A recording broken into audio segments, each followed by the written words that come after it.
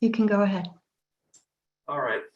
Thank you, everyone. I'm pleased to call this meeting of the Madison Public Schools Board of Education. Thank you. It is 7:35, and could we please all rise and stand for the pledge? All right. I pledge allegiance to the flag of the United States of America and to the republic for which it stands, one nation, under God, indivisible, with liberty and justice for all. All right. Thank you, everyone. It's good to see everybody online and in person. And I'd also like to say that normally Dr. McNerney would be here, but she's being inducted into the Greater Madison Federation of Women. Congratulations to her. Great. Yay, Violet. All right. Sorry, we can't hear. We're just going to. Oh, all right. I will try not to mumble. All right. So I think we have a brief but good session tonight. And with that, I would like to open it up to public participation. So if anybody in the audience? Okay. All right. And we'll probably use the standard 3-minute rule for speaking. All right. Okay. Gina, 49 Lake Drive. I'm here to discuss again the completely unfair and discriminatory school district policy of contact tracing and quarantining only the unvaccinated students. As I stated last meeting, this policy in action will have negative implications to a substantial population of students. The fair and logical thing to do would be to quarantine all students instead of segregating and discriminating. There's 3 main points I want to make. The first one is that the district policy as written will, whether intentionally or not, expose students' private medical information, which is protected by FERPA, to the entire community. This will undoubtedly lead to bullying, discrimination, and especially ostracizing in the upper grades. I would like to know how you intend to protect my child's right to medical privacy with this policy. I think I mentioned last week, New York Post, September 27th, an Antifa member shot an anti-vaxxer in Olympia, Washington. I've personally been the victim of bullying. My daughter has been the victim of bullying. It happens. Even in Madison, we have 2 incidents that happened to my daughter in Madison because she didn't get, you know what. This policy, my second point, this policy is not founded on science. The vaccinated are just as vulnerable, if not more, to getting and spreading COVID-19. So by not quarantining the vaccinated as well, you risk spreading the virus to the school community, the very thing you're trying to prevent. More and more data is coming out daily that the vaccinated and breakthrough cases, which is another name for vaccine failure, accounts for a large part, almost half of Connecticut's COVID cases. According to the patch on September 27th, they said the gap between normal and breakthrough cases of the coronavirus in Connecticut is narrowing. Out of 2,080 cases recorded by the DPH, 38.2% were among residents who had already been completely vaccinated. Out of Israel, there was a big outbreak in a hospital. Despite a 96% vaccination rate and use of all the PPE, 96% got COVID. Of the 42 cases diagnosed in the outbreak, 38 were fully vaccinated and 2 were unvaccinated. In Wales, September 30th, vaccinated individuals accounted for a whopping 87% of all new COVID cases and hospitalizations. In Australia, September 28th, 78% of Aussies hospitalized with COVID are fully vaccinated. Another 17% had 1 dose. Massachusetts at Harvard Business School, October 1st, they had to shut down after massive COVID-19 outbreak. Despite all students being fully vaccinated, 95% of students and 96% of staff fully vaccinated. A great peer-reviewed study out of University of Wisconsin-Madison. This month, the study, 30 seconds. what? 30 seconds. The study revealed that both vaccinated and unvaccinated individuals have similar viral loads in nasal swabs during the Delta variant COVID-19 surge. The vaccinated and the unvaccinated have similar viral loads. So why are we discriminating against the unvaccinated when study after study is showing that the vaccinated are just as likely to contract this virus? It's just not fair. It reminds me of the 14th Amendment, equal protection under the law. My daughter will not be equally protected, and I will be consulting a lawyer about this, and I will be seeing what my legal opportunities are, because this goes beyond the mask for me. At least with the mask, we're all masked, or they're all masked, but this is going to out a population, and I don't think it's going to be good. So I had more things to say. Can he yield his 3 minutes to me, because he doesn't want to talk? That's my husband. Sure, why not? Okay, so another point I wanted to make is that natural immunity has proven to be way more effective than the immunity conferred by the vaccine. Therefore, there is absolutely no reason to quarantine those that have already had the virus, which can be proven with an antibody blood test, which my daughter has done, which my mother has done, my 78-year-old mother. So the reference range for showing that you have antibodies is greater than 0.8. My 78-year-old mother just tested at greater than 2,500. Natural immunity, every day you're going to see more and more that it's way more beneficial than the vaccine. I want to know if we can be recognized as immune, just like the students that are vaccinated, if we show the blood test. That only seems fair. Let's see, a new Israeli study found that fully vaccinated people are at greater risk of hospitalization and 13 times more likely to catch COVID than those who have recovered and have natural immunity. So, I mean, it just goes on and on about natural immunity. So I guess I'm just trying to find the right thing that we can do as a district, because the policy as it stands, in my mind, is not the right thing to do. It's going to ostracize a whole population for no reason. And then to ask a student who's recovered from COVID-19 to get vaccinated. You're a nurse, Katie, I'm sure you know about pathogenic priming and antibody-dependent enhancement. It can be detrimental to get a vaccine. If I had the measles, which I did, and the chickenpox, which I did, and then I got the vaccine, you could send the body into a cytokine storm. The body will just start attacking itself. So to even ask these kids who have had COVID to get the vaccine so that they can have the same rights as the vaccinated is just ludicrous. And you'd be responsible for a lot of damage, and that'd be sad. So that's all I have to say tonight. I'll be back the next one, I'm sure, and say more. Thank you very much. Thank you for coming. Thank you. Thank you. Wendy, do we have anybody in Zoom land who would like to ask a question? We have no hands raised at the moment.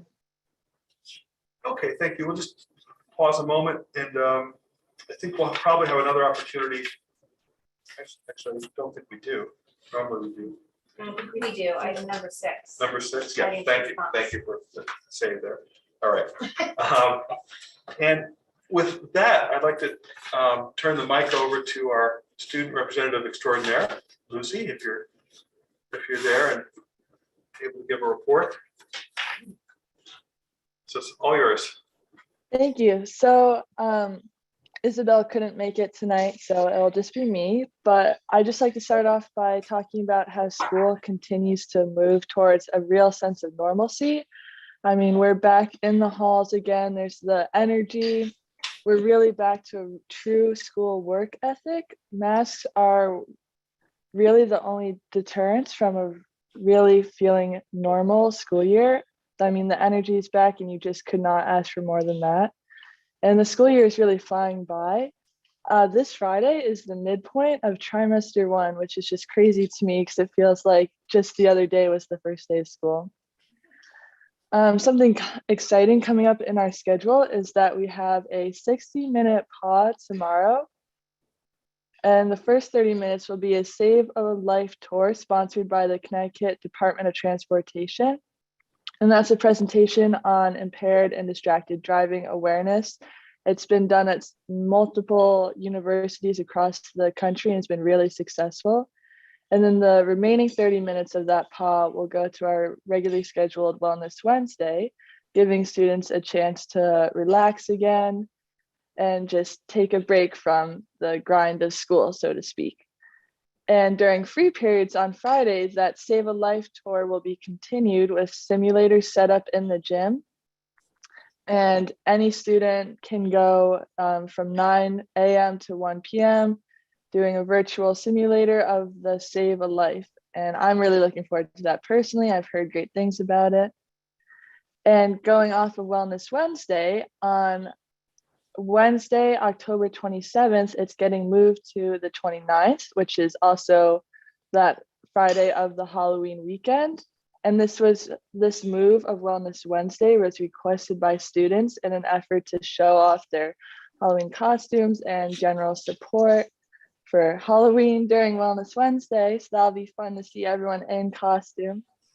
And additionally, fall sports are back in full swing. I just got back from a game myself, and I would really like to thank all the fans that have been showing up to our games. It's so appreciated. The energy is great.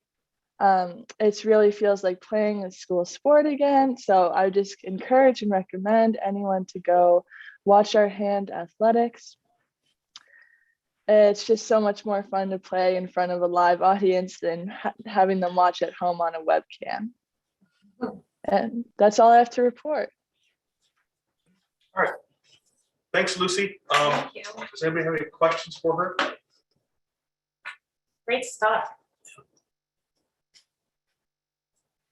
All right, good. Thank you.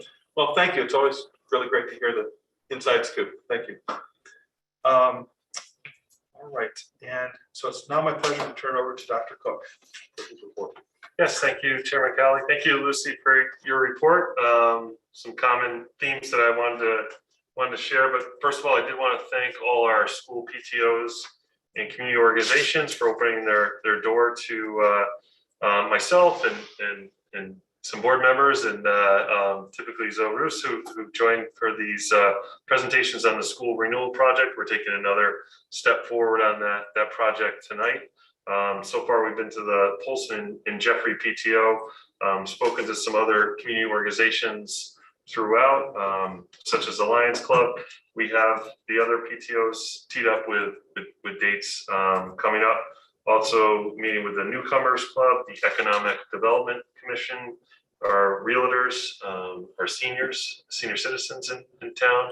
We're also doing some internal presentations to our employee groups and open to any other suggestions anyone in the community has or board has for us to meet with as we go forward on that. But they've been informative for us, and hopefully we've also given the community some good information on our project.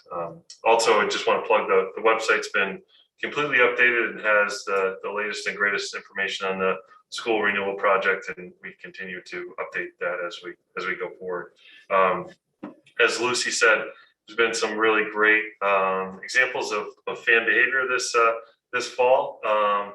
Daniel Hand is a class act school under CIAC, and so we're working with a committee of students on fan behavior. A couple examples where we want to do better, and so we are working with our students on that, and we just know after really 2 years impacted that they're thrilled to be back out there. I want to commend the Daniel Hand administration for their work.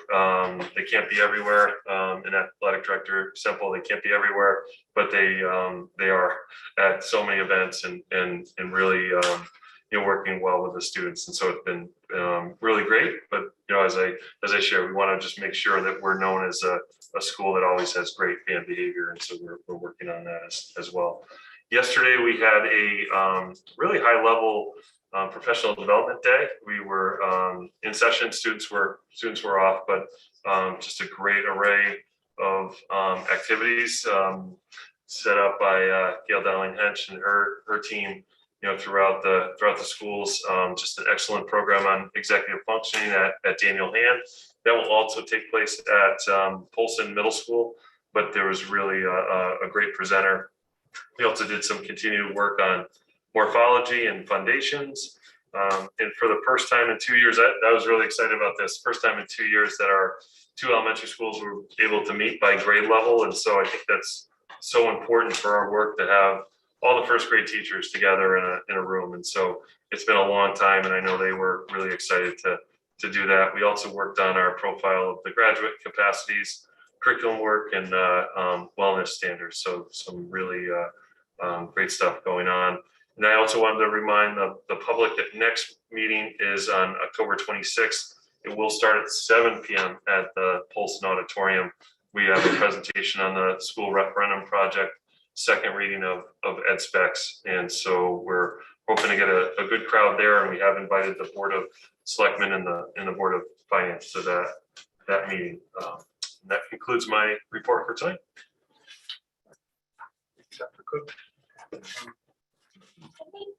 I did this, but did you send a calendar of all of the public? I did, and we will keep sending that. I'm gonna send it every Friday. Thank you. Most likely to No, I saw it do briefly. that. Yeah. Thank you. Okay. I was just thinking about all the places that you've gone and people talked about the facilities renewal plan. There used to be a preschool coalition in town. I don't know, that like was all the preschools and they all get together. Like, I think that would be an audience, kind of thing with folks who might not be touched by these groups. Like, obviously you're hitting all the current parents, realtors, but sort of Yeah, anyone else who we'll might be keep looking missed. into that. I know we were gonna Like those, you know, those do people. one Zoom not with real preschool stake in the group. meeting. Yeah, that would be great. So I don't know who's up. Diane's raising her hand. Maybe she knows someone. No, I'm just wondering if maybe you could perhaps arrange something like through the Scranton Library, because they have those big meeting rooms and they have a lot of, you know, toddler like playtime events and stuff like that, that you might be able to get the parents, you know, there. If they normally go to the library, you might be able to do something there. That's a great idea. Thank you. Yeah, just need a place to catch those folks who might not be part of the quite yet. Right. You know, Yeah. or grandparents who live in town and aren't one of these. Yeah. Thank you. That's great that you're making the rounds. Is there a way to publicize some of these more stakeholder groups in the paper, or something to make sure that stakeholders who might not be part of Backpack Express or, you know, familiar with the web or whatever, might also know about it? To like a, Oh, sure. you know, Yeah. every once in a blue moon, we would have a superintendent's corner in the source. Yeah. I don't know if that's a possibility, but just to make sure the word is out for Sure. anybody that might be interested. And also, I would imagine some of these might be videotaped, that we could actually put a video of a presentation up on our website. Right. So definitely next board meeting will be, but we can look at one of the shorter ones. as well. Perfect. I wonder if the newcomers club, that's always a good way to, that's a great place to present. It's, you know, some moms who aren't school age children yet, people who are new to town. That's a really great organization. Yeah, I know we've reached out to them. I think we might even have a date nailed down for that. Yeah. We have it November 16th. I just thought of something though. Isn't there a Pride Fest or something this weekend that maybe, I don't know if you could speak there or have some sort of information. Does anyone know? Yeah, I'm involved in it. It's outdoors and very spread out, so I'm not sure it's the proper venue. You know, it'd be like doing something at the Harvest Fest where I think it's gonna get. Okay. You know what I mean? Yeah, I just didn't know if like, you know, you could like set up a table or something with like printed out sheets of like, this is our, you know, I don't know, just throwing it out there. Sure.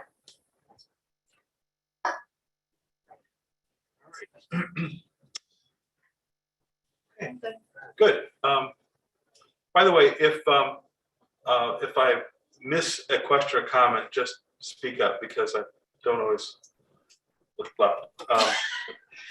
Okay, so Can we take that? yeah, let's go ahead and take it. Wendy, is Dan Hansen available online? Yeah. Yes, he is. Could you promote him, please? Yes. No, I'm sorry. That's just, no, that's okay. Please. Okay. So last meeting, Dan Hansen joined us and we did a introduction of the educational specifications on the new school building. We wanted to do that, so to reintroduce this to the Board of Education. This is tonight our first reading, and so we have Dan back. Also with us tonight is Chuck Warrington from Colliers, who is a major supporter in our work. We meet with Chuck through Zoom just about once a week, and it's been tremendous working. He's extremely knowledgeable, and Collier's support has just been tremendous. Also, Bill McMinn, our facilities director, has joined us again tonight, and Bill is integral in the work and just again tremendous support, and just has done great things to get us to this point. Do we have nothing to do with the voice table? Yes, so we have a request for Bill and Chuck to come sit at the table, and that will probably facilitate them being online. Is this like The Price is Right? Come on now. But for the first part reading of the ed specs, as I shared last time, Dan Hansen has been involved in building many schools in Connecticut, and as somebody I knew previously as an assistant superintendent, has just done great work in this arena and works very closely with Colliers, and so we're thrilled to have Dan back. I know last time we presented, so I don't know if we want to go right to questions, or if there's anything you wanted to share, Dan, before we went to questions from the board. I don't think so, unless there are questions. No questions.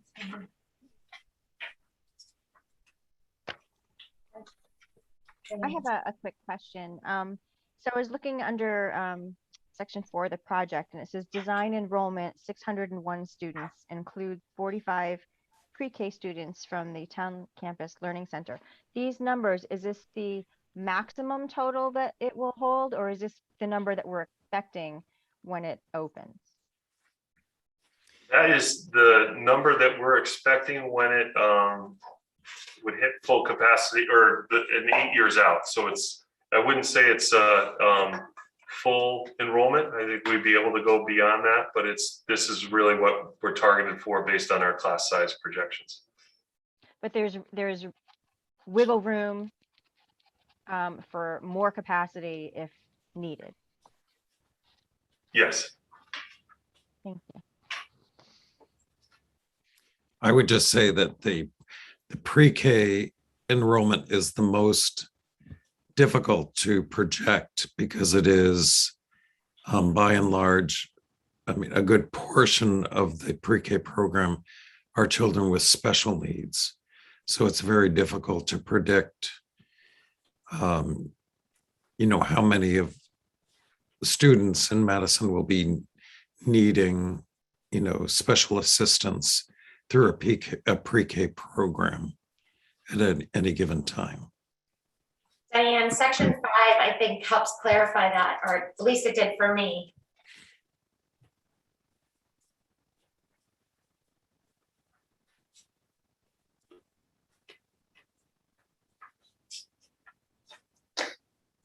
That the number of the 45 pre-K though, that's it's the same mix that we have now, which is a mix of students. They're not all special needs. Correct. Correct.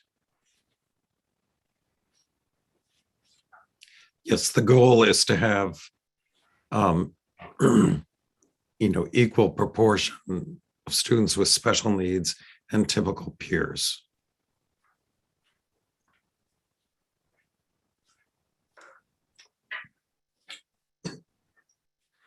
This is posted on our website. Correct. Yes, okay, thank you.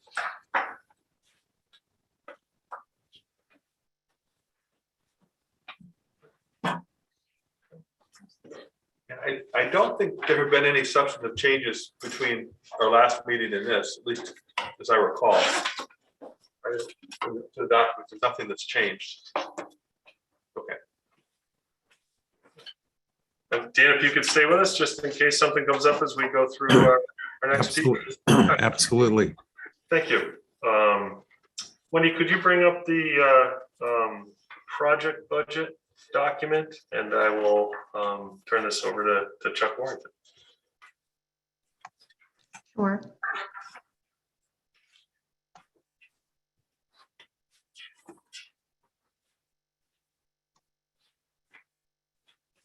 You get the good stuff, Chuck. What's that? You get the good stuff. Big donut.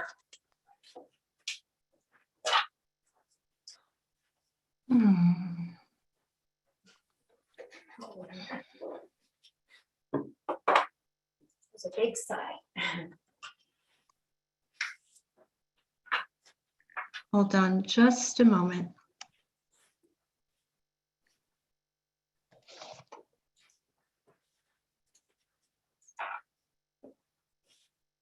Since this was posted, has there been much commentary online or questions sent to the email address? No, there's been nothing sent to the. And I'm sure there's a way like to see traffic to the site, like what people are clicking on and all that. I expect that we'll get this year as we move along. Yes, yeah. Yeah, we can report out. I'm just curious. Yeah, no, And this piece, the project budget is also online? I yes, know that specs are. Okay. it will be after tonight. It hasn't been presented to you yet. Online also, is there a list of like all the groups you're speaking with? Somewhere is it noted that all these stakeholders have been? Or will be, or I will will make be? sure that that Because I goes think on. that'd be nice to Yeah. say like, you know, just to see all of the outreach and education to different folks to be documented somewhere. And I think that especially because it's a little harder, given how diffuse we all are with Yeah. COVID. Yeah. No, that's a great Yeah. suggestion. Sure. I've got mine I up. have a couple of questions. So I don't even know if it's too detailed at this point.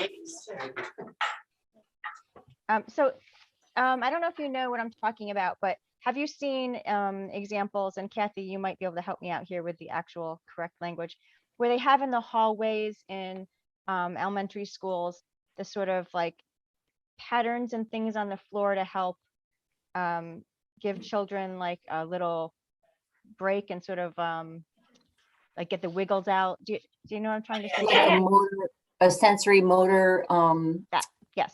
Yeah. Yeah. Are we having any plans to put that in? That comes down. If you want, I'll take a stab at that. So that can certainly be one of the elements in the school. That wouldn't occur now. It would typically occur early in the programming once hopefully the referendum passes and you go through an architect selection process. For those who are around with Ryerson, we went through the process.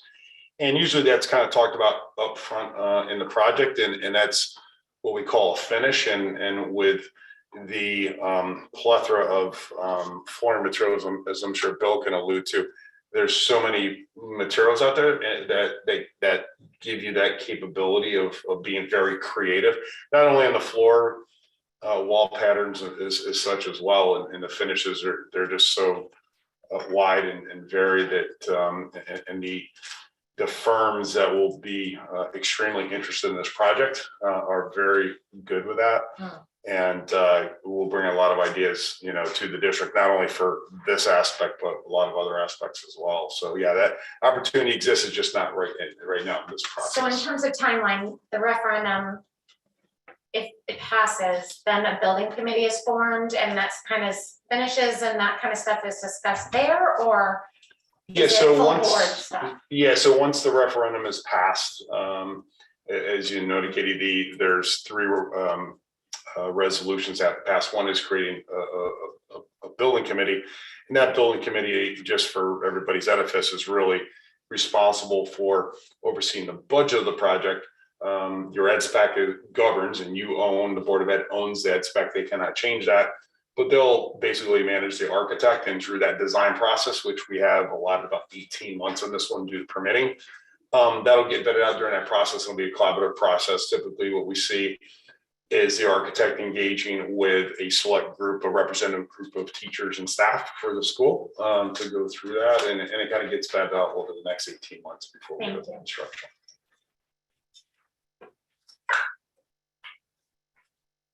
So would you like me to just kind of walk through? I'm going to walk through this kind of quickly just to kind of give you an explanation of how we build budgets. And then if we have any questions on the details, I'll be happy to come back. So what you see in front of you on the screen, it might be a little bit small, but this is what we call a total project budget.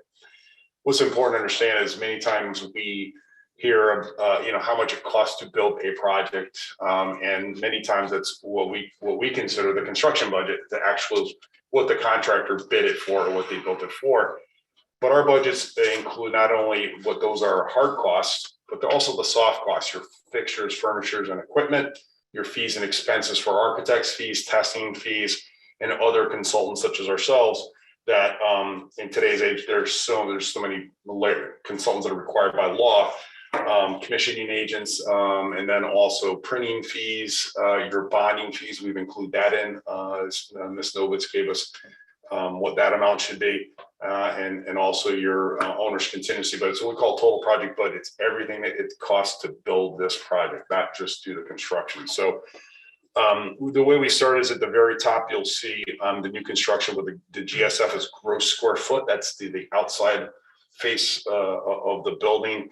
And all our projects for buildings are typically, we start with the building and we take the square footage, and I'll explain how we come to that. And we apply a cost per square foot to that. And that ultimately gives us the cost in today's dollars, and these are in 2021 dollars to build it. You'll also see the demolition. We've included the Ryerson demolition in that number as well to take care of that and basically reestablish the site. So that's at the very top there. And then we also apply the site work. So we estimate the building itself, which is basically just with the footprint itself and the structure. Then we apply for site work. That number is usually percentage based upon history we've seen with similar projects. As you scroll down, you'll see light items for water. Bill McMahon and myself and Dr. Cook have been talking to Connecticut Water because we have to bring water to the site. It's not right at the street, so we have to bring it. Was it maybe a half mile, Bill? Quarter mile down the road? Just over that. So we have to bring that down to the site instead of drilling wells. You definitely want to be in city water. We are planning to be on a private sanitary sewage treatment similar to the main campus over at that site. So we've assumed some additional costs for those just to make sure we have enough, especially with COVID and the way the economy is and materials. We just want to make sure we have enough, not too much, but enough to cover the expenses. For it, we've also included some money for geothermal wells.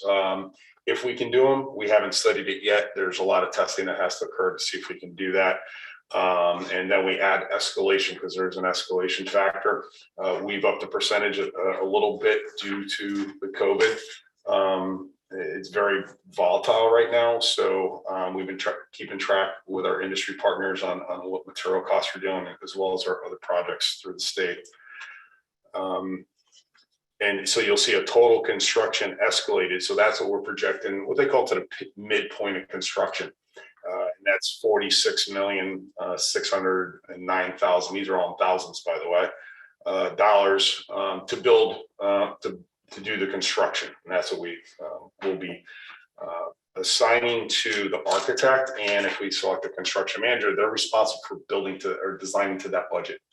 And we test that, and I can explain it if everybody wants, but we do it 3 times and they give us a set of documents and we have professional estimators estimate based upon that. And we want to make sure we're tracking on budget, we're managing to budget, we're not getting to the end, because I'm sure anybody can imagine once you get to the end, it's very hard to change the plans once you've gotten that far. So we don't let them get too far. And that's all in their contracts when we go to vet it out. But that 46,609 is a very, very important number. We call that our construction budget. So when you hear that term, it's only for construction. And yeah, you can see it in blue there. Total construction escalated for that. The next section, you'll see there's furnitures, fixtures, and equipment. Basically, if you were to take this building and turn it upside down, everything that falls out, these tables, all loose bookcases, the chairs, maybe millwork, computers, the computer cart, those are examples of FF&E. Also included in there is playground equipment because we are pre-K to 5. There will be new playground equipment. And we're assuming 3 playgrounds because of the pre-K. We might have a special one there. It'll also include rubberized surfacing for that as well. It also includes your MDF equipment, your data, your servers to equip the building. All these costs are eligible with the state, by the way. Laptops and iPads are not because they're small wares, and to take out a 20-year bond on a computer is, not, the state doesn't look at that as fiscally responsible, I guess. So that's the FF&E, and the architect will be responsible for designing that within budget as well. And it's really important that we manage that because there's a lot of expensive, nice furniture out there, but it'll be good furniture. We have a lot of history here, and the state agrees with these numbers for that. And then the next are is fees and expenses. As we go down, you'll see an architect's line item, and we budgeted. We see a lot of fees on a lot of projects. Typically, they've been coming under 6% in recent years. We've budgeted for 6.5%, just to give us a little bit of a cushion. Anything we don't contract, that goes down into your owner's contingency at the end of the day for that. As you can see, there's a lot of disciplines here, MEP, landscape, those are all included in their contract. So when we hire that architect, they'll be responsible for hiring all those consultants on this project. And given that's a new project, it's pretty straightforward. Kitchen designers, acoustical engineers, there's just a lot of specialties in these buildings that are going to be required for that. We've also, you'll see a hazmat consultant. We recommend hiring a separate hazardous materials consultant, primarily for the Ryerson school. And basically they'll sample the materials and help us develop documents to bid out that project and abate and ultimately demolish that building for that. So that's for the professional services associated with it. You'll go down, you'll see ecology soil sample if we need to. I don't think we need to do a phase 2, but we typically put in there, it's a deeper environmental look at the soils. And we've already taken a look at it with some samples on site, and we're looking pretty good there. Peer reviews, the building inspector by statute can request that we hire a third-party code expert who, one, has a capacity because these buildings are large, and typically our building inspectors in towns are pretty busy with other projects.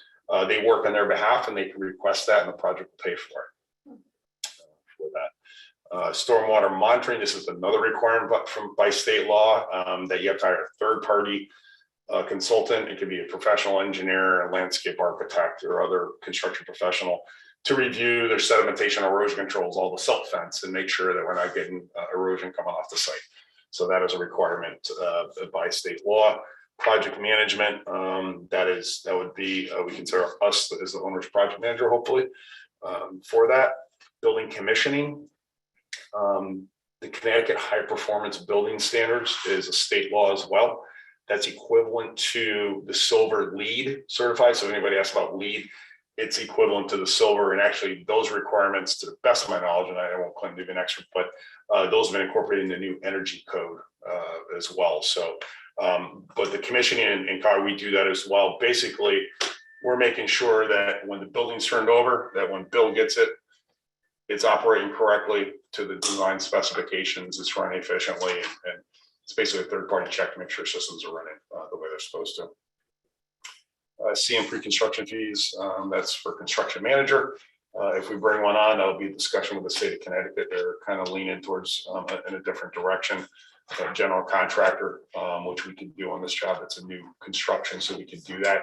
When you do a phase construction, if we renovated this school and it's multi-phase occupied, it's more complex. We need that expertise. But on a new construction, you're not occupying the site, and we just say build this building, build the site, and go.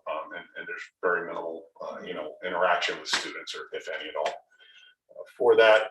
And then essentially, for me, legal fees are pretty self-explanatory. Owner's insurance, that's what we call builder's risk insurance. That's, or maybe a simplified term might be construction insurance. So if there was an accident, it covers. If there was a fire and a damage, it will cover those damages during construction. Materials testing is testing, the steel, the concrete, the brick, the mortar, making sure our materials are meeting the specifications, and that's an independent entity as well that does it. I think some of these advertisements pretty straightforward, physical plant and miscellaneous. Sometimes things come up that we have to take care of. Bill may have a request, at the end of construction, and that usually takes care of that. The financing, bond, and origination costs, that's a prorated portion of the 2.5 million. We're estimating 2.5 million in financing and bond origination for the entire referendum, roughly 85 to 90 million. So we prorated our budget against that, and it's roughly 1.7 million for those. And then lastly, and really important at the bottom is that contingency line item. That is basically taken into account for any unforeseen conditions. Mostly, and this one being new, is in the ground. We've already taken some preliminary borings. We've done some preliminary test bits to give us an idea for the budget, but we'll take more. And we've drilled down and thought the rock was in one condition. We got there and it was a ledge, and we had to cover it with that. But or additional owners' requests during construction, they do come up. You think you vet it all out during the design process, but it does. Things change, or learning environments change, technology changes sometimes, and there's always going to be some requests down the line, for it, and that's what that's intended to cover, and that gets tracked very closely for that. So, any questions to date on that? I dumped a lot on you right there. So, Yeah, I do have a question. Sure. Is there a line item in here that would cover the possibility of having to mitigate radon? So the radon, it's not a specific line item. Typically, what we do, and we did what they call a site analysis form. It's required by the state, but that takes a look at the radon maps. And typically in these schools, in the new ones, we'll put a passive radon system under the slabs, and typically, and it might be in multiple areas, we'll build like a steel cage, if you will, like a box, and it has PVC piping. If you ever looked it up for a home, it's just 4 or 6 inch PVC piping, and it's piped fully out through the building, up through the roof. And we also put a potential fan on there to power if we need to boost the exhaust on there. So that will be a standard design characteristic of the building. That's included with the construction line item. Thank you. Are there any anticipated bottlenecks for supply chain problems? There are right now. We are seeing for roofing, the insulation, it's a rigid insulation, and raw materials right now are impacting some of our projects. Now, by the time we get to construction, hopefully we're caught up with that. But currently we are assessing on all our projects. It is impacting our completion schedules. Steel, some long lead items for some of our longer spans in, say, a gym. They call them open web joists. Those are longer lead items right now that are really impacted. I'm sure there's some others too. So right now, yes, by the time we get there, hopefully we're leveled back out and kind of back in, the normal groove for material supply chain. And I know this is an abstract question, but in terms of sequencing, what would bring it to a halt, or at least what can we do concurrently until something like that would arrive? So it really comes down to our contractor. On this job, again, it's all new. So they're going to have this site by themselves. It's not like we're, right next to a building. So, hopefully that's the kind of the benefit of a construction manager, in my opinion. Some think, well, you have an architect and an owner's rep. Yes, we have expertise, but they do bids all the time. They talk to all the trade contractors, are much more in tune, to be honest. And as we're going out the bid, we're actually putting one out the bid. We talked about the South Windsor project. We're putting their 4th school out, hopefully next week to bid. And our construction manager there has been keeping tabs, like the open web joist. So in that case, we went to the design team and said, hey, can we design it in an ulterior fashion to lessen that delivery time? And they went to, I think they were talking to the structural engineer, and we mitigated that and to get a more expeditious timeframe. Roof materials, that's a tough one.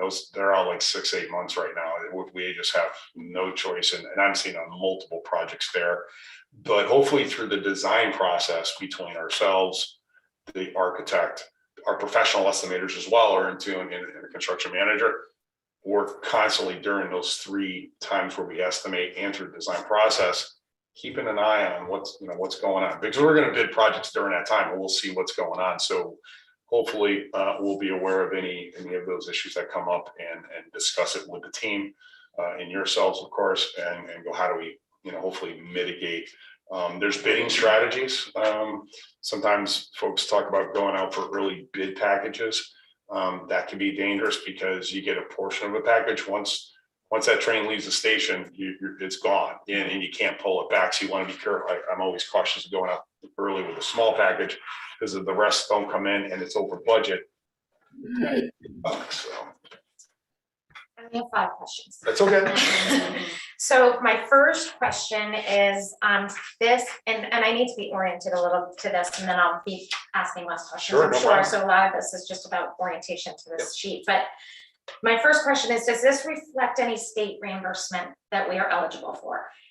The budget here on this one does not reflect reimbursement. I don't know if we Wendy has that ready to put up on the. we have what we call a district share calculator that reflects what we estimate, and again, it's an estimate for reimbursement by the state. And that's what the state is giving now, or what we anticipate they will give when the project begins? This is what we anticipate. They're based upon the 2022 reimbursement rates, which are published and reflected in that calculator. And it's actually, I know Wendy's going to bring it up here.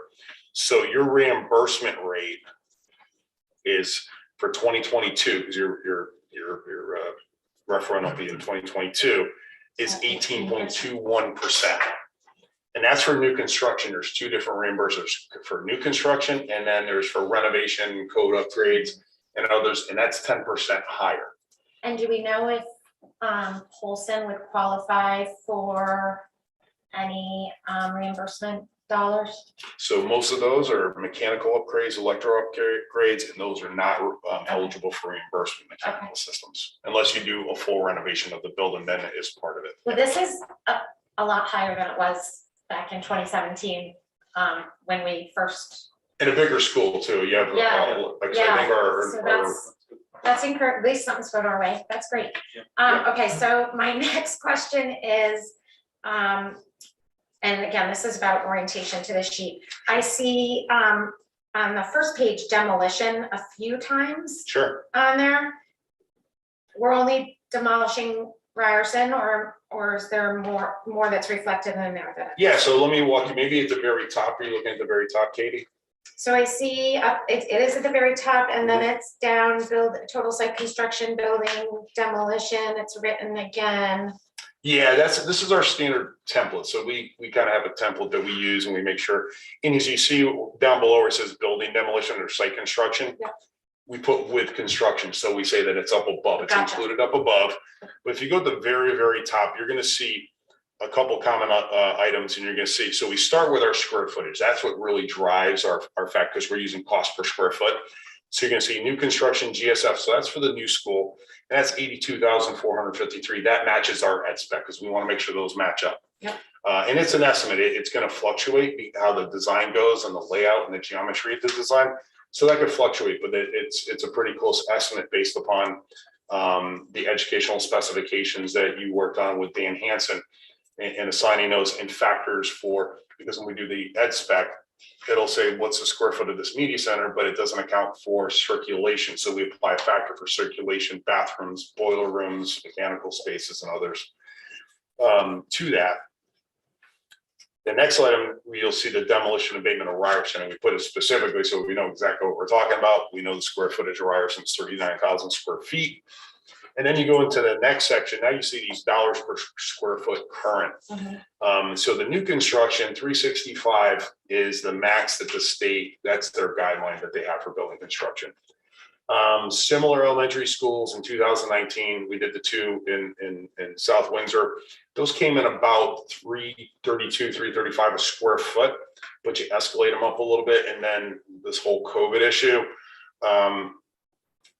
we budgeted the Pleasant Valley one for, I think we did $340 a square foot, and we're managing to that. But COVID kind of is challenging us with that one as well. Given where we're at, we recommend putting in the max on that one. We're going to try to manage lower, maybe the 355, 350 range, but that's the max the state will allow us. And then you go down, and this is just the unit price. Then you see demolition abatement again. So that 25 is $25 per square foot for Ryerson. So we've seen numbers come in for an unoccupied going abate, massive, they're just demolishing it fully. And then we've also added money to establish a site, just kind of smooth it out, fill the holes in from the foundation and reseed it and stuff like that. So, so those line items kind of add up. And then ultimately where it says building, if you see where it says building construction. Wendy, can you go back to the previous document again? Thank you. You'll see like an I, and then I'll see A, new building construction. That's 30,095,000. So that's the new building in today's dollars. And then the demolition of Ryerson current dollars is we estimate $1,225,000.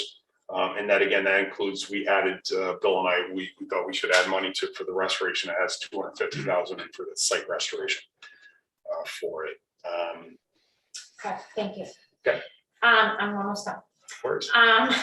What's the construction time in terms of, is it a year that you're anticipating? We're estimating for the size of this school about 16 months. 16 months. For the building, and then a couple more months for the site. And I do have, I'm just going to bring up the schedule just to, I don't know if we have that. That was one of my questions about it, because you mentioned sequencing, and I remember seeing like Gantt charts before. Like it would be nice to bring that back. We can bring that back again.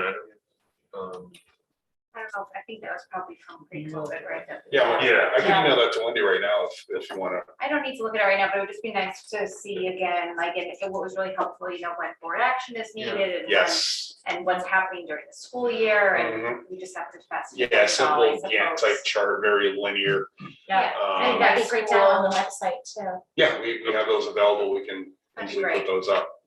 And then my last question for now is, I see on here geothermal. Mhm. And that thrills me because I know I went to the library homecoming last week, and I know it has been a huge cost savings for that building operationally, but I also know it's quite expensive to put in, and not every land is. Conducive to. Thank you, that's the word I was installing looking for, to installing it. So how much of that money is malleable in terms of, if it's not, is it less cost initially to put in So my understanding, I regular don't energy? claim to be an expert on geothermal, but there is, the 500,000 is for the upfront cost. You have to do what they call test well. It's about, I've been told 10 to 15,000 to really see how the ground conditions for the site will perform, and is it conducive to using geothermal. And then that obviously, kind of what you alluded to, comes into play with the site design. And can we, for this site, we have what, 15 acres, Bill? Yeah. 15 acres, so not overly robust for this size. For 600 students, they typically, for elementary school, the state guidelines are 10 acres plus one for every 100. So they're right about, you're about 16, we're about 15, so we're pretty close. Okay. Got to, we got the Neck River coming through, some wetlands. It all depends on how the site design comes out and where the parking lots are at and where the playgrounds are at. But we at least wanted to account for it in the budget and have a specific line item so we can see it instead of being buried, in the site cost. What's a rain garden? A rain garden. So that's a sustainable type of element where, so instead of taking the runoff and putting it through your catch basins and ultimately, through a detention, you've seen these detention basins, alongside the road. They may take some of the leaders and put them into a rain garden and like a bio type swale where they'll put specific plants in there that are, more like wetland type plants, and I'm hacking it up, so I apologize to any No. landscape architects out there that I might be I'm trying offending. to talk to you thermal. I have no idea. Yeah, it's a sustainability element that they may put on site when we can. They're a little tricky, honestly, because they're somewhat temperamental, and you have to really design them specifically, install. You have to be careful how you build them. We did one in Stonington in the middle of the bus loop, and we ultimately ended up taking it out. And I think we built it up, put sod in it, because it was the way it was constructed, it was fine, but it was holding water, and we were concerned about mosquitoes. So they sound great. It just they do require some attention. Gotcha. 14.2 acres. It's not as exciting as I thought. It can be, depends, on the design. So. And then Dr. Cook, just, can you talk about the demolition of Ryerson and how that was, because that wasn't part of the referendum plan the last go round, and what the rationale is? I think I know the answer, but I think it's important. So I know there's been a lot of talk of needing to have a plan for all of our elementary schools that are no longer being used by Madison Public Schools. So that was something we felt it was important to put in there. Ultimately, that decision is made by the Board of Selectmen. So we could be told at the end that they don't want to demolish Ryerson, but we felt like this was the appropriate amount of money and plan to put forward. Originally, we did have money in there to demolish Jeffrey, but when we purchased the land, and ultimately out of savings, because we're no longer having to move the softball fields and disrupt traffic patterns and other things like that, we did just move that over rather than take that as a savings, because we wanted to provide that opportunity to the town. We also are maintaining Jeffrey now as an asset, and we felt like as a school district, and have had some discussions with the Board of Selectmen on this, that Jeffrey is a better asset long-term for us potentially as a board in town. Thank you. I have a quick question. Actually, I have two. Actually, I have a statement and a question. One is the sheet that Wendy or someone put up before. It was after what your screen sharing now. It was the Reimbursement. Yeah, maybe if we could get a copy of that, I would like that. That's the first. The second question I have is, so when did we start calling the new elementary school Jeffrey? And who made that decision and why? It has been called the new Jeffrey School since I started here, and all the documents that I've seen were stating that. I don't think it's necessarily named at this point. I don't think that's term. It's just been a way for us to keep that. Yeah, because it was. It's going to be the Stein School, Diane. Oh, okay. Well, Later. I just think it's a little confusing because we talk about Jeffrey and then you talk about the new Jeffrey, and it sounds like it was already named. And I feel it's my personal opinion that's the naming of a school is sort of a whole community event, and I don't know how we're going to go about determining that, but I would like to have a discussion about it. We just call it the new school. Certainly. No, I think that's fair, and the more that we can uncomplicate the complicated. Call it the new super fabulous school. Or Katie Stein, whatever you like. I just have some questions with regards to the reimbursement factors. And prior to the 18.2% reimbursement from the state, it's $503 a square foot. And then based on just calculations with the reimbursement of that 18.21, it would be a deduction of 9.8, so 51. And that comes out to like 422 and change a square foot, correct? I haven't done that calculation. I'm assuming it's correct. If you just take the 51,320 divided by the 82,453, I haven't done that calculation, but I can certainly do that. Are we calculating it by the 121 for 53? Let me for just a moment. Wendy, could you go back to that document, please?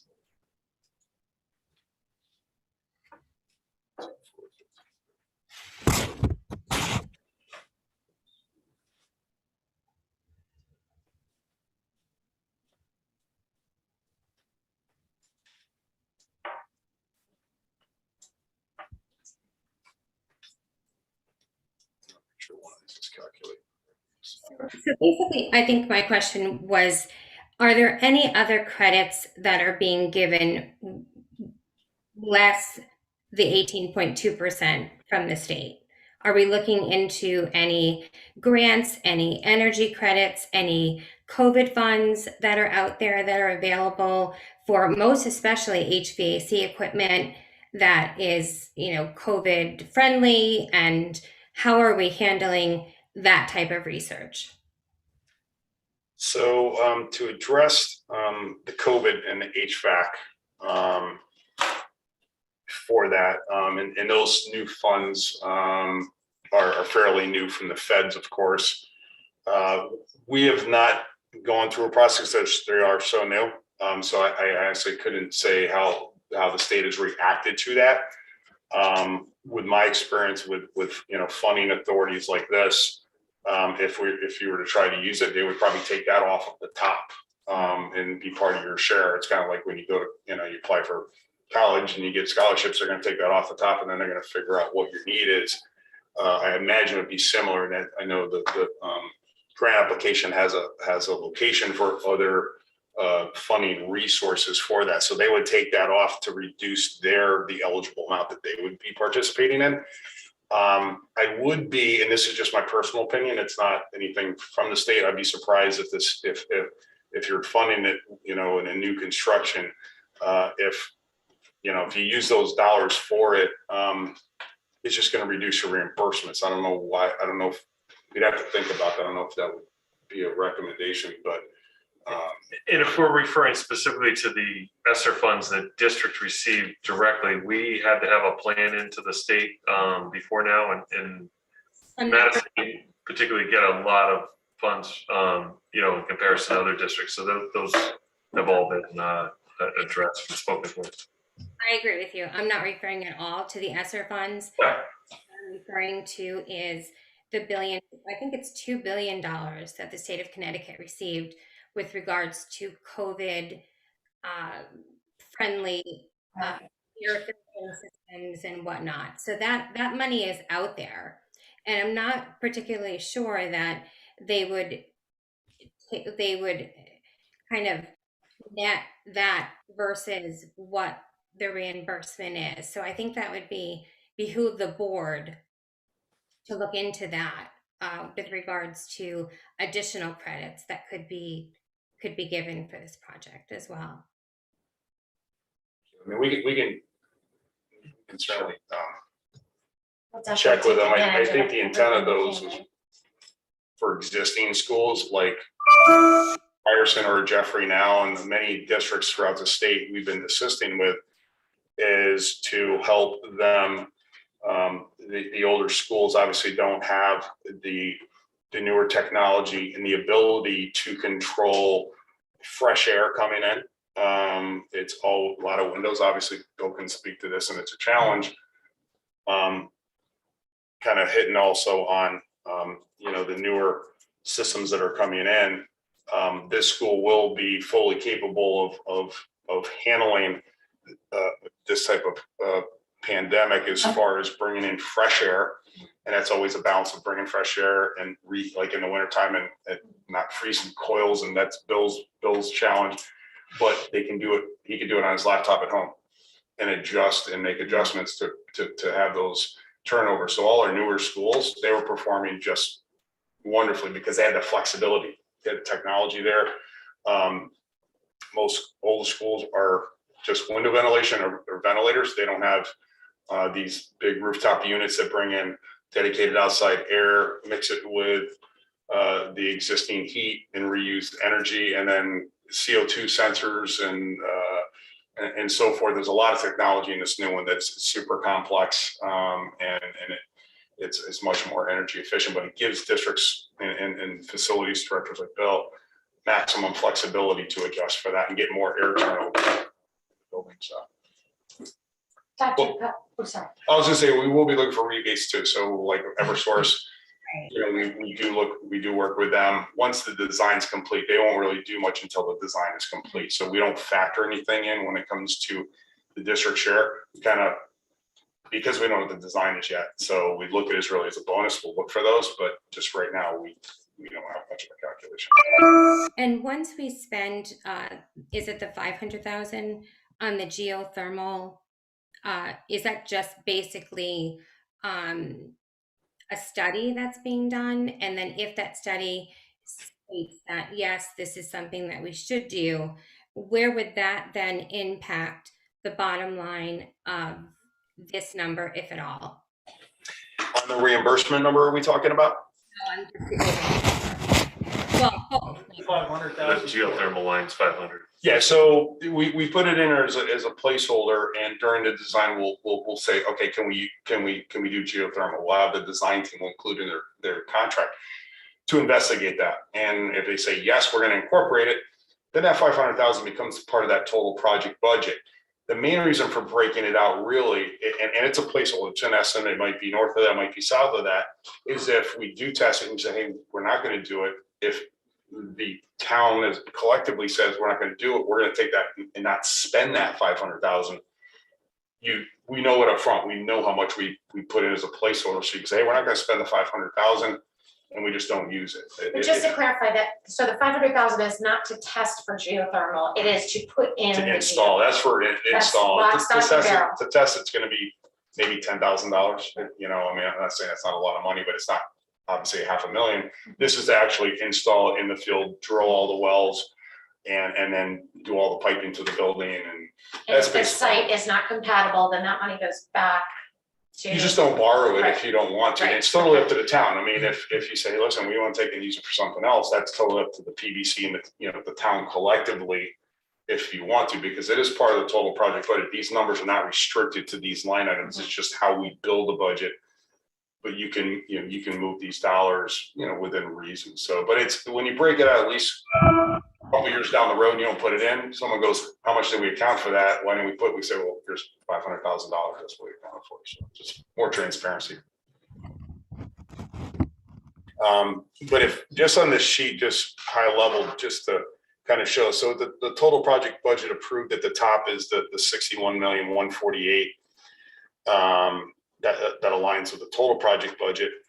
You'll see a line item called ineligible cost. And one thing that I've seen in my history or my experience with schools is sometimes a project is sold, and I'm just going to use real round numbers, $100 million project. And it's a magnet school, they get 80% reimbursement. They're like, oh, we're going to get $80 million from the state.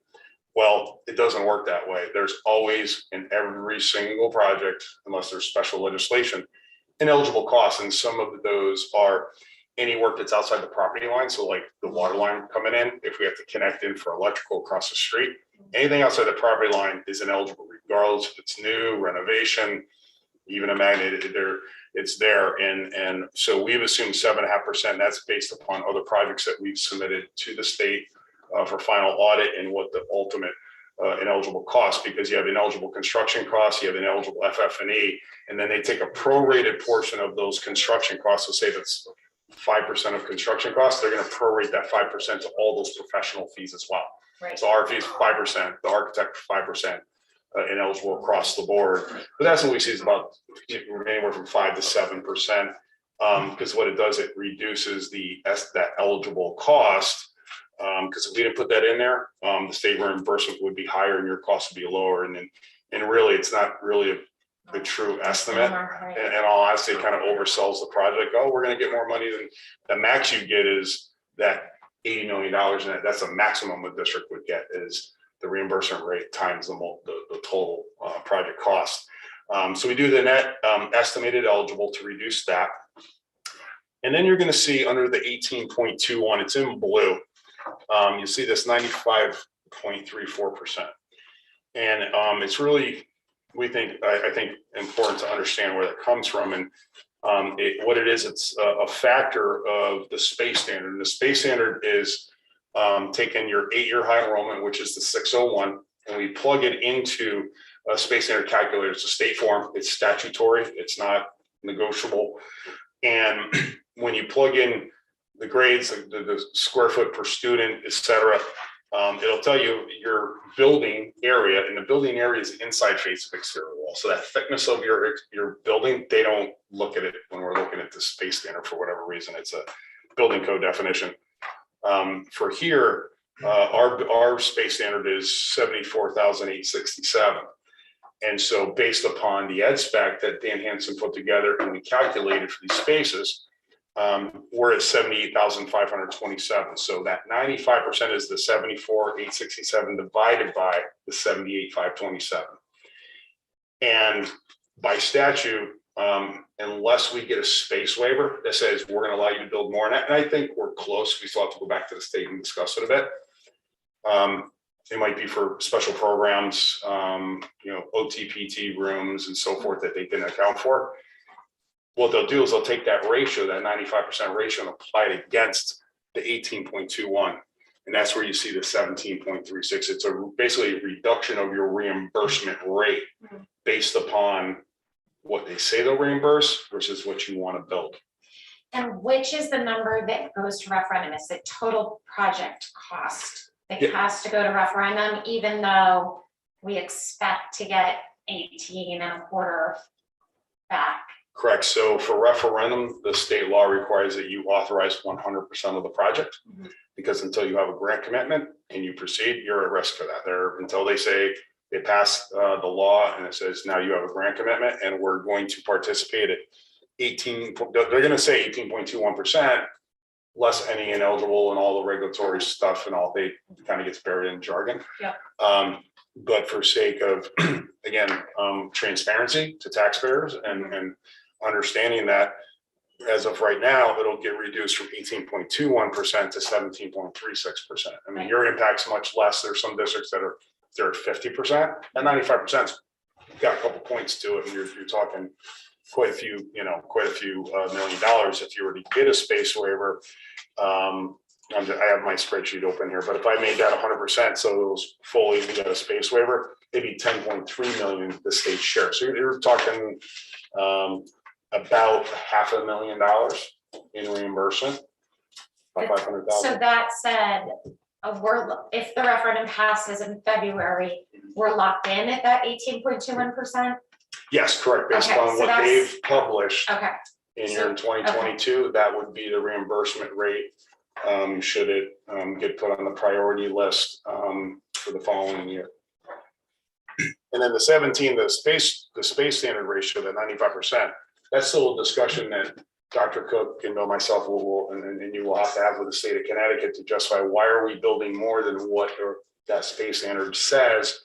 And it's a lot more, a bit of a complex conversation because it's not just black and white. It's, what are our programs? And you'll have unique programs that support it. State may push back. They may want us to get us to 97%. Dan Hansen's been through it a couple of times, so Dan's very familiar with it, as am I. So that can move. That needle can move. But as of right now, based upon the ed specs we have, that would be a potential reduction. And then the only other thing I think is important to, when we're talking about cost, is the 3 schools that are coming offline. I mean, I know a lot of our fixed costs are based in operations in the buildings. And so I think it's important that we let people know, where those savings for mechanicals and all of that will also be included in overall cost. So I think that's another Cost benefits. Yeah, something valuable to let the community and the taxpayers know. So any questions on the reimbursement estimate? And again, this is just an estimate. What the final is based upon the final state audit of the project. So at least my numbers, I think we're pretty comfortable. We've seen enough of them. And they fluctuate, but they're pretty close. Okay, great. Thank you for putting up with me. This is just for the demolition of Ryerson and the building of the new, and there's nothing in here about changing Brown. That's correct. So when you said the 3 playgrounds, that's 3 playgrounds at the new school. That is correct. Yeah, there's different age range. I think it's 5 to 12-year-old is the highest probably for this school. You'll have a 2 to 5, and sometimes you might have a pre-K. that's, smaller one, depending on the building of the layout and how you want to operate. Again, it's a budget. All right. Thank you very, very much, Chuck. That was Thank you, this was super helpful. very clear and in-depth. And this is just the second, we're gonna do this again? Yes, Yes, but 2 weeks.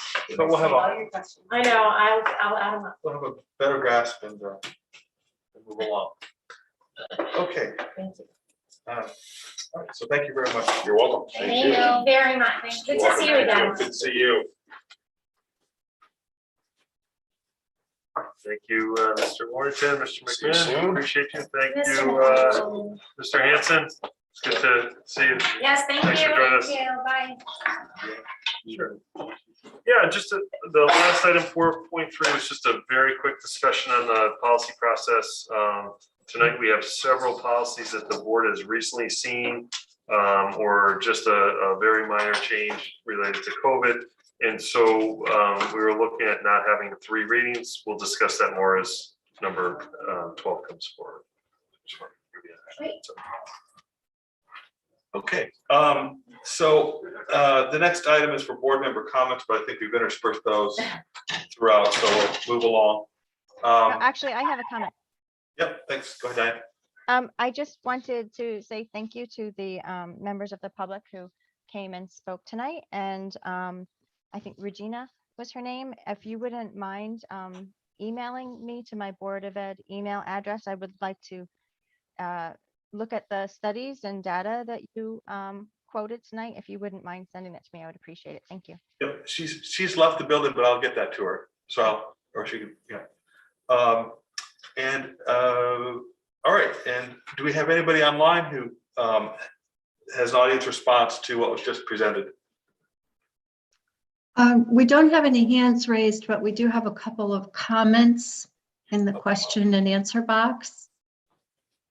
So John Andren wrote earlier, I want to express my support of Miss Gina, who spoke earlier about the discrimination of the unvaccinated students based on the Madison Public Schools COVID policies.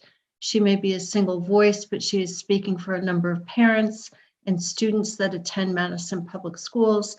This needs to be taken seriously.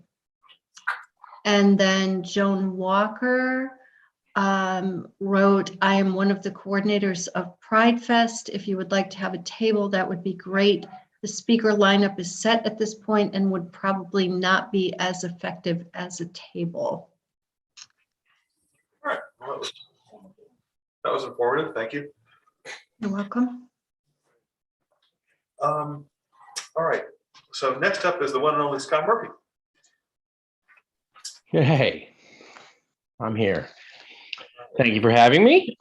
So a very quick update. We did have a Board of Selectmen meeting this morning where it was announced that Sherry Cote, I believe is how we say her name, C-O-T-E, is our new Economic Development Director, of which we are sharing her with the town of Guilford. So a bit of a shared services model, which is pretty exciting.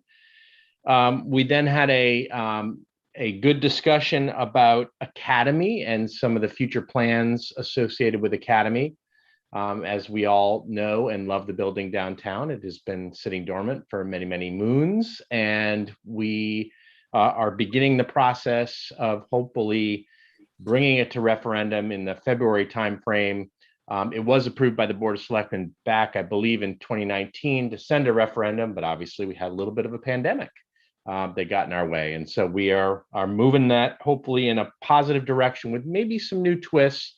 We're leveraging the community center model, but the intent right now is to leverage it as a hybrid model, which would be inclusive of right now Beach and Rec from a department standpoint, as well as Madison Youth and Family Services. So I know they've been looking for space for many, many years now, and this will certainly fit their needs. We then had a good conversation about the fireboat, which is downtown at West Wharf, and we approved to move forward with a special appropriation to get them a bigger boat and potentially move the fencing that is down there down because it'll be a secure cabin. the boat will be a significant improvement to our fire safety in town and response system. And then last but not least, we did talk about a noise ordinance in town and some complaints that Peggy's been receiving on average of 20 to 30 complaints per year. Deep actually is the statutes, the governance of this, but we need to sort of work through some of this, and it was just an initial conversation at this point to decide whether or not a noise ordinance might be of interest with the Board of Selectmen, and other surrounding towns do have one, so that's something to take note of. And there's all sorts of different ways that you can put forward a noise ordinance, because obviously there are motorcycles, there is construction, there's all sorts of wonderful things that we have in our town that all people deserve. So lots to consider still to come. So I think that's my very lengthy update. Okay. All right. Thank you, Scott. Pleasure. The Board of Selectmen, are there any questions or comments for Scott concerning his update? Thank you. Thank you. All right, next on the list is our consent agenda, which consists of line item transfers as of October 12th, 2021, and budget expenditures as of October 12th, 2021. This information is included in the board's packet. We have the both in the exhibit. I'd like a motion to approve the consent agenda. Katie? Second. Okay, second, Emily, and let's open it up for discussion.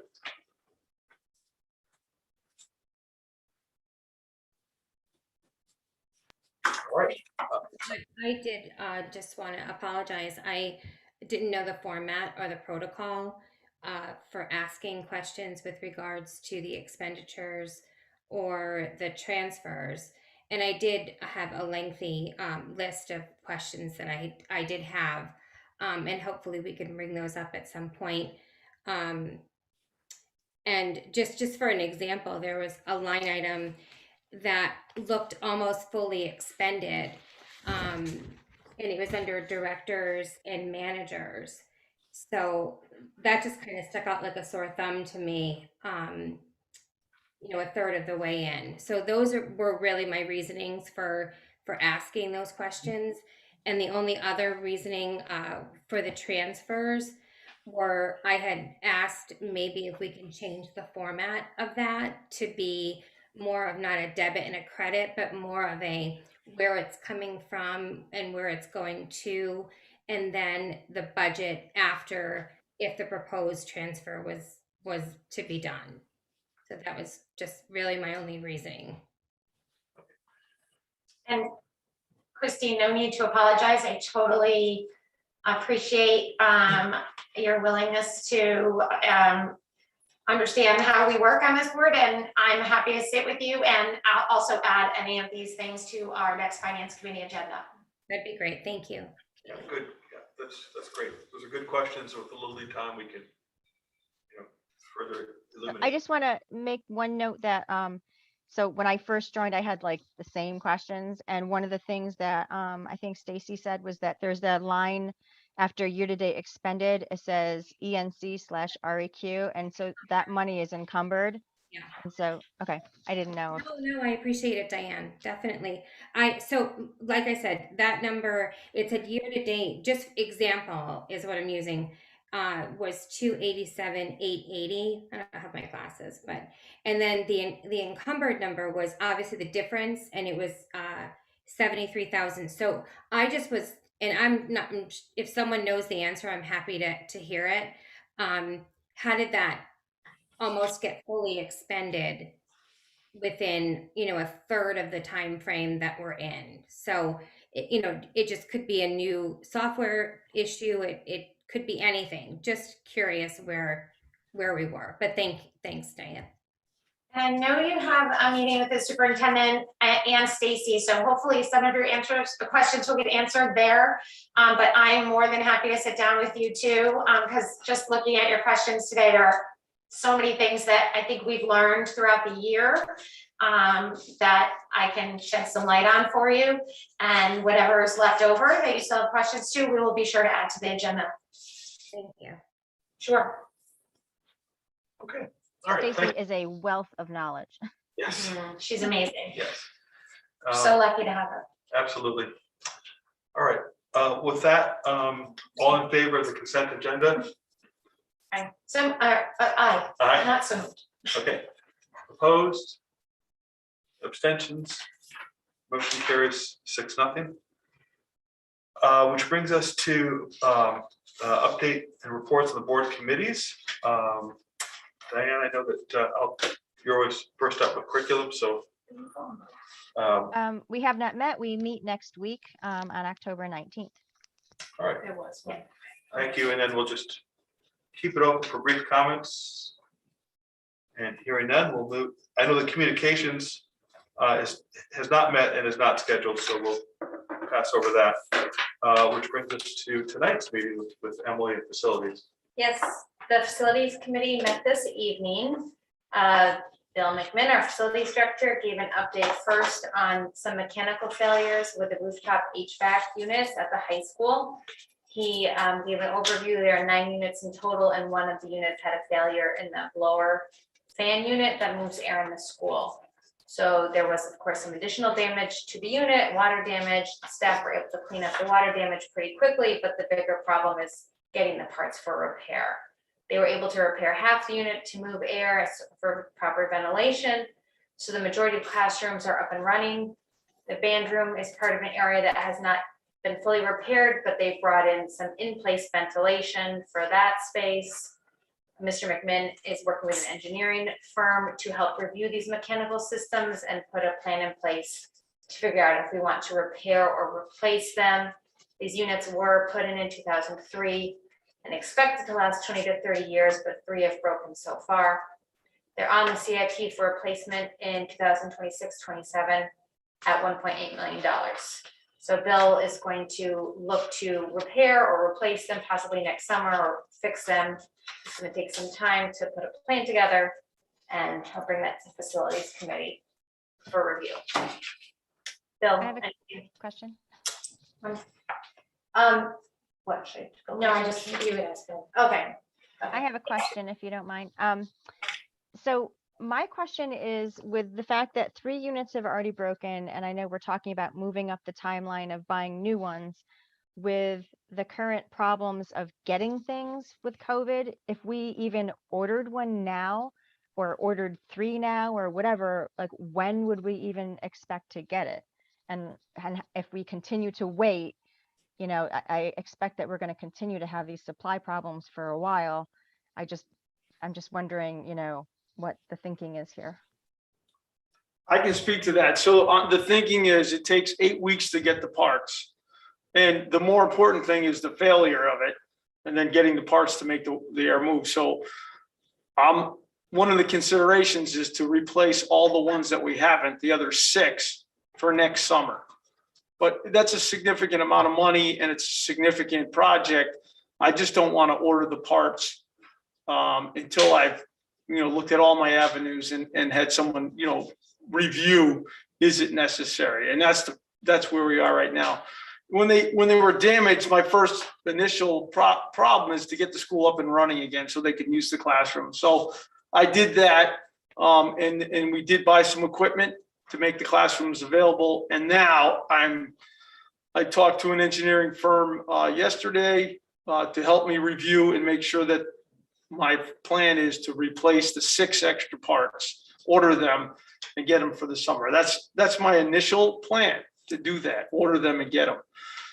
But I just think it's a significant, aggressive plan to spend a lot of money on parts that are 20+ years old. Maybe I should replace them, the whole thing. So we do have other problems with the units, and we do spend a lot of money replacing them, the parts. And but this catastrophic failure, when the fan, you know, is damaged and, you know, literally falls apart and causes damage to the unit, you know, that's just something we can't live with. So I need to make sure that I'm doing the right thing to stop that from happening. So I agree. If I knew that the right thing to do today was to order the 6 new parts, I would do it. But I think I need another month to make sure that that's the right thing to do.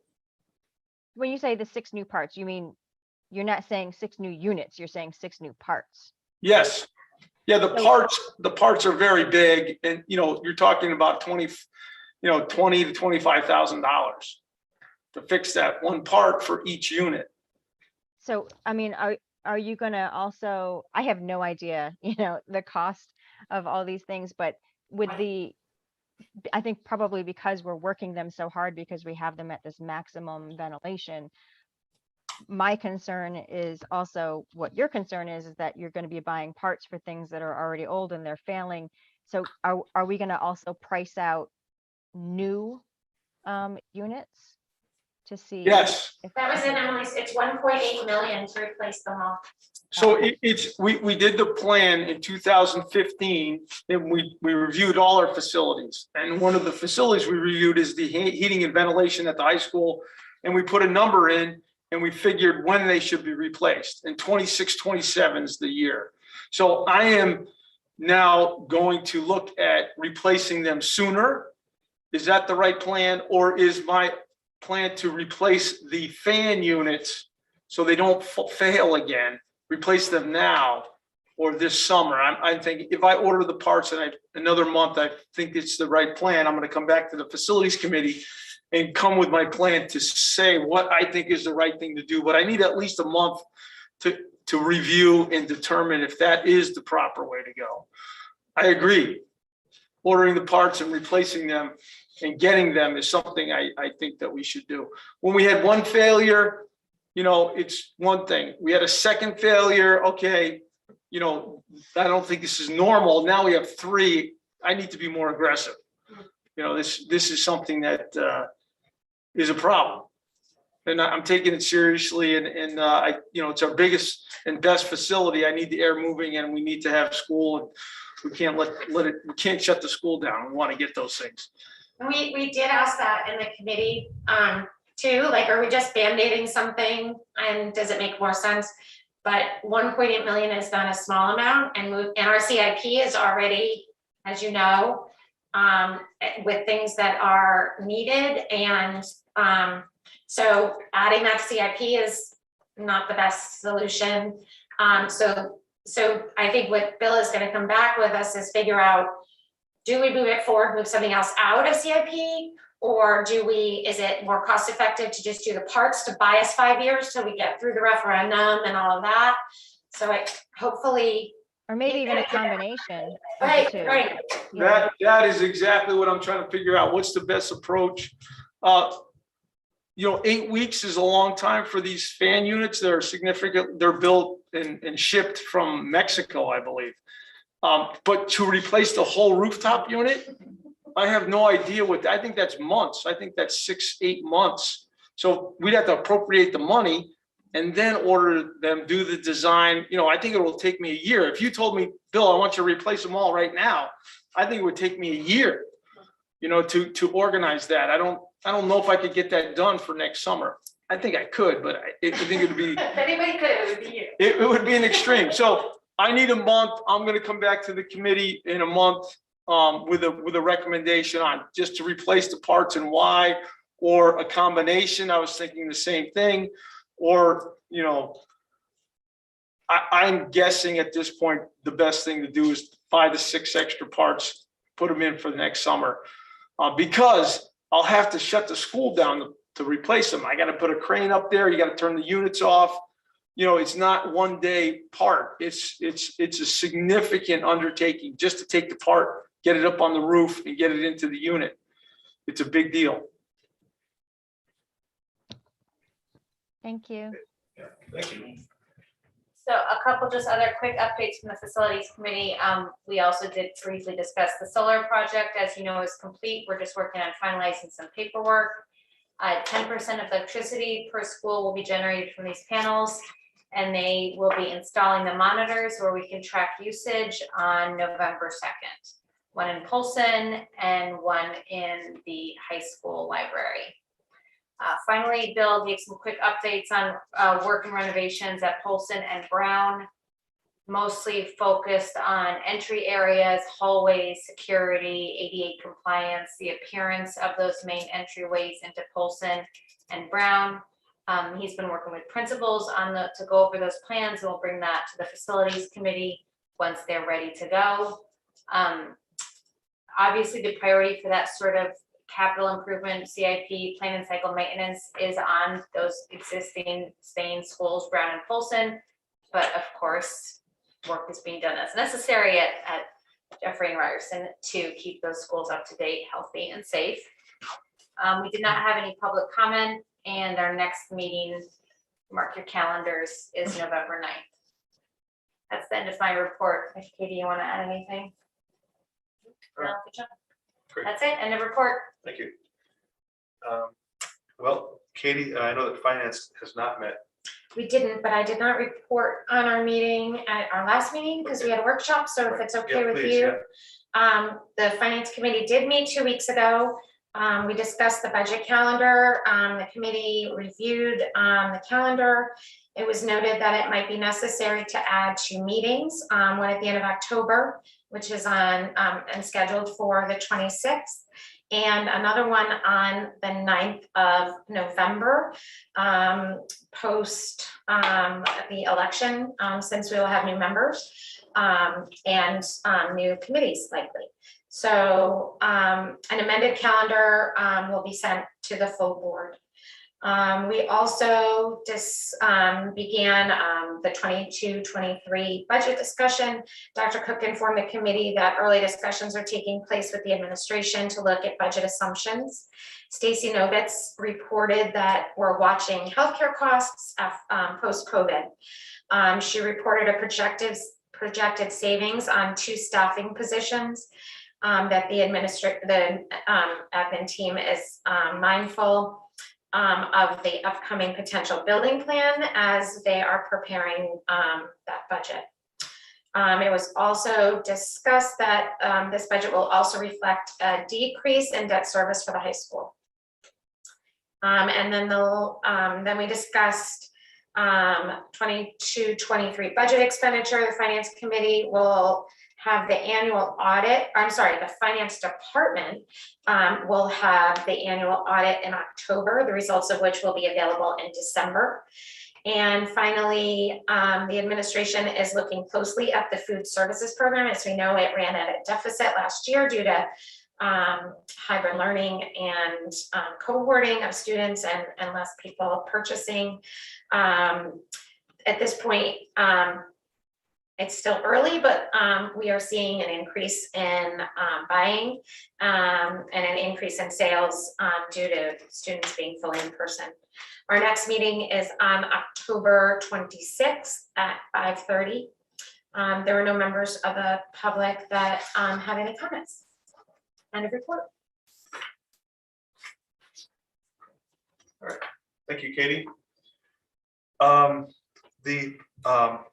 As I said, Violet is not here for the personnel committee, but I'd like again to congratulate everybody involved, the teachers, the board, and especially the personnel committee, Diane and Catherine, for a great job. So that was nice. All right, next up is. The only other update to personnel would be that the NAGE mediation is continuing, and that will happen in November 3rd. Okay, thank you. The policy committee also has not met. Its next meeting is on October 26th, but we do have a first reading. This is policy number 3240, non-resident admission and tuition fees. And then a third reading for policy 3020.7, board budget procedures and line item transfers, which will be also, I think, up for a vote in a few minutes. That's all I have for policy right now. Emily, do you have any inputs that I've missed? Nope. All right. Are there any questions? All right, hearing I have a none. question. I have a Yep. question. So I have to just slow down a little bit and give. Right. I gotta flag you down. Yes. So I have a statement actually. So previously when we had like a gazillion policies to look through, we kind of had that one explanatory page on the front that was like, this policy, these were the changes made. This policy, the changes here were due to COVID. This policy number XYZ was due to change of language, housekeeping, that sort of thing. And so I know that, there's a small comment saying that there's minor language adjustments as a result of COVID, time sensitive issues, updates to statutory definitions, but there's like, a stack here, and it would have been, I think, nicer, more efficient, more meaningful if they were sort of separated out the way they used to be, instead of just all sort of clumped together and saying, well, some are COVID and some are, because I went through them and I'm like, well, which one is this? Is this one because it's time sensitive? Is this one because of the Connecticut general statutes? And this, some of them were obvious, that's COVID related. But then I'm like, well, this doesn't look like any of that actually. This is like minor language changes. It's more like a housekeeping thing. It's not statutory definitions. It's not COVID related. It's, so I feel like it needs to be more explanatory, I guess. Well, that's something to take up at the next policy meeting on the 26th, 2 weeks from now. I agree with you, Diane. Maybe even highlighted, just to to bring attention to the actual verbiage change. If Some of them actually, if you look on the numbered lines, there's like a vertical line next to it, and that shows you like the changes, and you can see like the strike throughs and the underlining of changes. But in some of them, that there were a lot of changes, so it was obvious. In other ones, it was like literally 2 words changed, and you had to kind of search for it. I just think it would be cleaner if we had it the way that we had it before, where we had that face sheet sort of, and it was like policy 3240. These are the changes. Like this is due to Connecticut general statutes. And that way, you're not like kind of going through saying, which is this? Good. All right. And lastly, but not leastly, Katie, anything with Learn? Learn is meeting on Thursday, and we have a very special guest who will be presenting, and it is our very own Dr. Craig Cook. So I will be zooming in, but I will certainly be there. All right, thank you. Attendance is encouraged. What are you presenting on, Dr. Cook? We're talking about Everything that's going on in Madison Public Schools. So Oh, just kind wow, of that's a an little update something. of, kind of a little bit from my entrance plan, school referendum project. Just a little bit. I was told 15 minutes, so Oh, boy. it's been hard to cut it down. In our new academic results. Wow. That's Yeah. great. Very Good excited. stuff. And one more time, that's when? Thursday, 9 a.m. Thank you.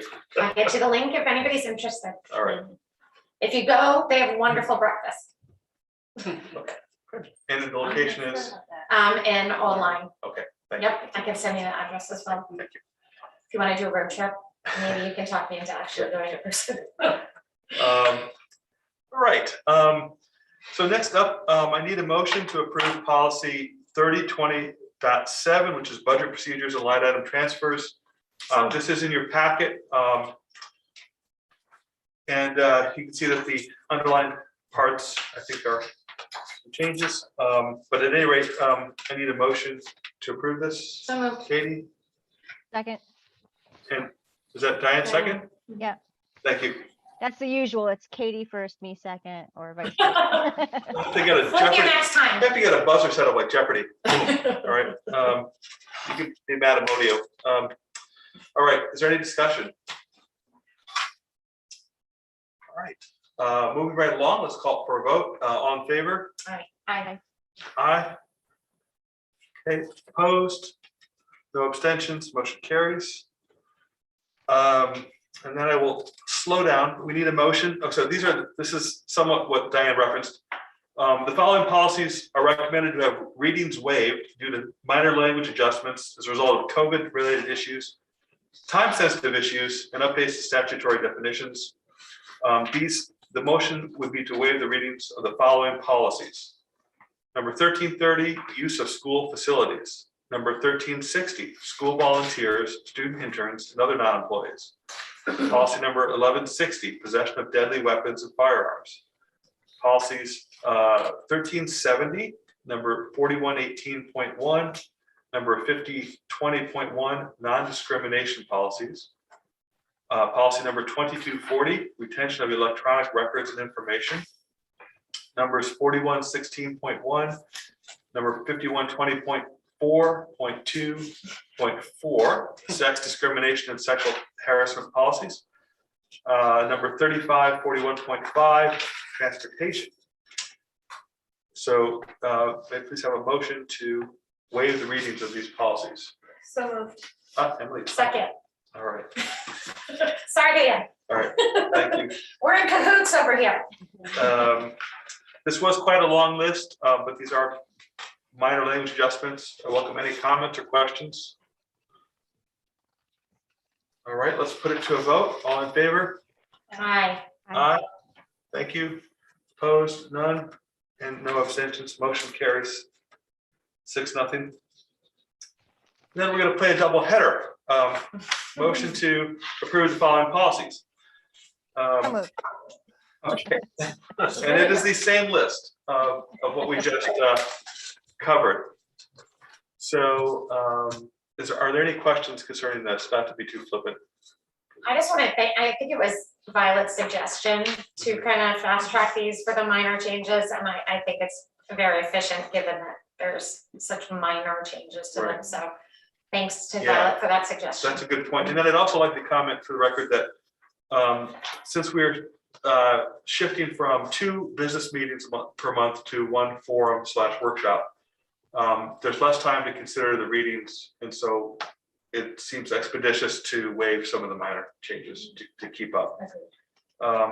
So this is a motion to approve those policies. And do I have a motion to approve that?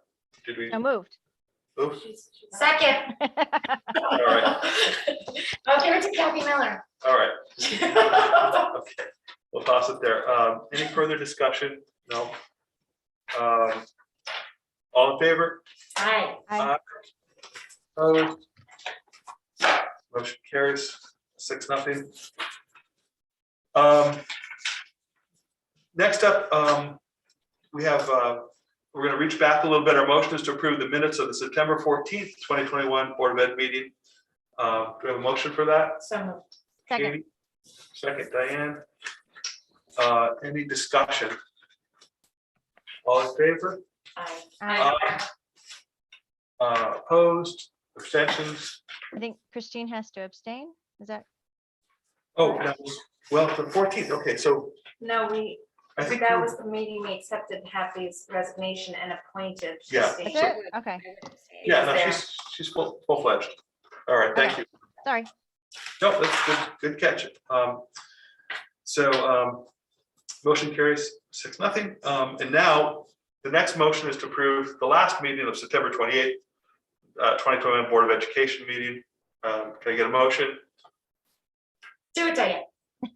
So moved. right. Second. All right, thank you, Katie. Are there, all right, comments? All right, let's call it to a vote. All in favor? Aye. Aye. Opposed or abstentions? Motion carries. Please feel free to submit future agenda items for the board or for the committees.